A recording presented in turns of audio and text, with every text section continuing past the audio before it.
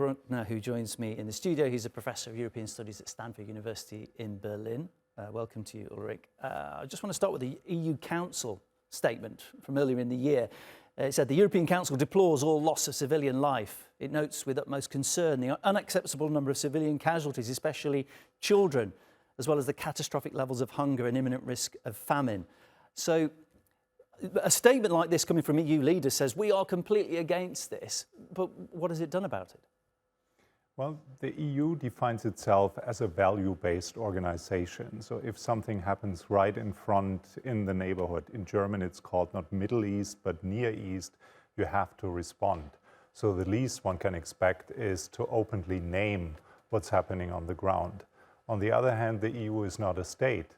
And that means that it needs a lot of coordination. If each and every member state insists, we have our own foreign policy, we have historical ties with certain regions, and then the EU that wants to present itself as a geopolitical actor appears as a cacophonic orchestra. So the fact that the EU hasn't taken any strong action, does that suggest that it isn't unified on this? It isn't unified on this because we have to look at each and every policy and how the member states decide to manage it. In some areas, they jealously insist on this is our national preference and we do what we want. And in other areas, they get their act together and make the European Union appear as one actor. In trade, for example, the EU is a very powerful actor. When it comes to competition policy, same thing. But in foreign and security policy, this goes to the core of what makes the state a state. And if I only talk about the country that I know best, Germany has very special relations with Israel, given the history of the country.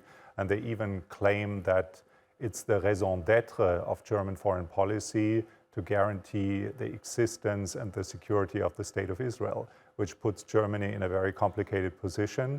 Because on the one hand, Israel violates international norms and standards, and this is also what Germany tries to defend. And on the other hand, they try to be a loyal partner and a guarantee of the existence of the State of Israel.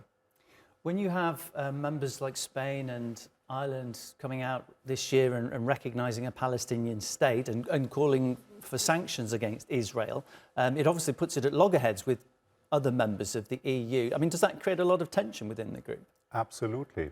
And we also see that the person in charge to speak on behalf of the European Union, what is not officially named a foreign minister, although he or she rather want to appear as one, is more the operator who receives the different messages and say, hey, hold the line, I have to hear if we have a position or not. And then he sometimes speaks more as a person and not as the representative of a common denominator, and that creates even more confusion.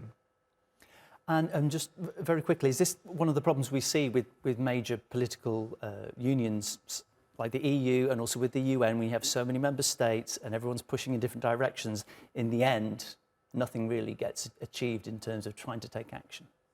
Well, one would think that it never leads to anything practical, but we can look through the history of European integration. It always looked like it, as if it's just another international organization, until it became something and delivered surprising results. And maybe this is also the end of this story, that the European Union will get its act together and take a position that we at the moment find quite unlikely. Ulrich, thank you so much for coming in. Really appreciate your time. Ulrich Brueckner is my guest, Professor of European Studies at Stanford University in Berlin.